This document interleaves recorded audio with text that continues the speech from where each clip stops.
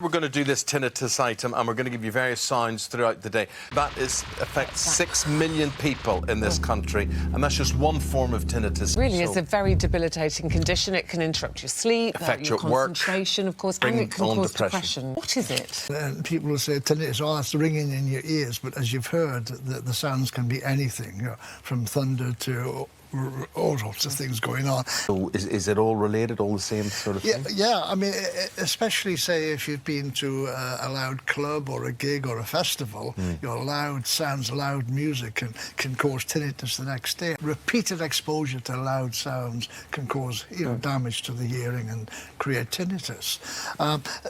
Another cause, actually, is just losing your hearing.